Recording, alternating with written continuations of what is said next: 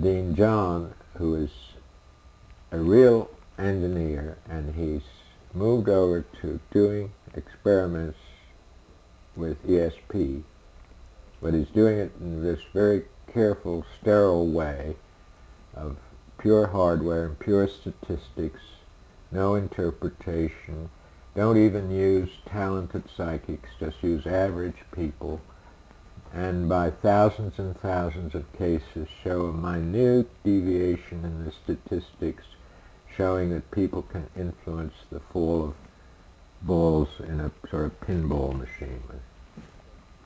He's said to be doing the best work in parapsychology because he has such a large data bank. This is performing according to the objective criteria. It doesn't give us any idea of what's going on or what we should look for. It's a purely statistical display, somewhat like Rhine did for 30 years with the cards, but this is with even harder. This is with steel balls. Now, I think the Dean has a sense of humor because in his recent report he showed a picture of a dragon on the podium, apparently giving a lecture to an audience of knights in armor. And the dragon says,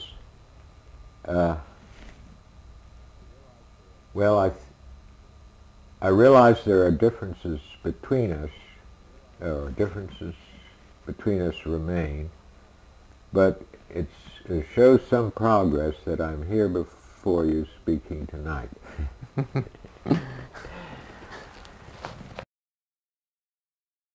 But from my point of view, the dragon's also on the other foot. To the Dean, the dragon is parapsychology, telepathy, things like that. And those things can't be calibrated with instruments in the scientific laboratory. They're not hard science, and the scientist doesn't know how to deal with it.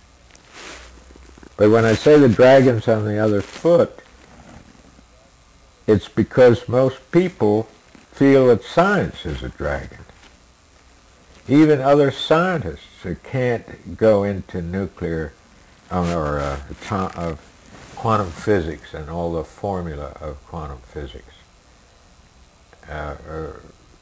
Bonner, the biologist, said he'd rather ride a black horse off a cliff at night than venture into quantum physics. Well, most people have this fear of math.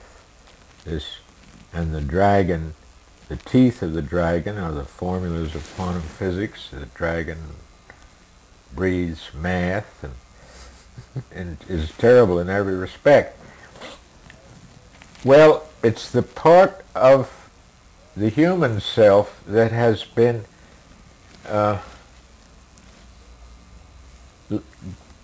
given to mathematics to perform, and it's become too difficult for the layman, so it's a part of the layman that's blocked off. Remember this ad I saw? Our refrigerators don't require an Einstein to operate. It was as though everything of that nature were thrust out of the house to be done by expertise. Brought about this learned helplessness that Mary Kay talks about. You go to school, what? To learn that you're helpless, and you have to depend on experts. It would be better to have farmers in the woods learning how to take care of themselves than to be going to college to taught that they have to have degrees before they can do anything. I'm trying to see what the solution to this would be. It seems to me that the only solution is for everybody to learn science, for everybody to learn mathematics, so that we'd no longer be mystified by these things because they're not going to go away. Well, I'm afraid that that's the bad news. If you're going to slay the dragon, you have to do it. It won't be done for you.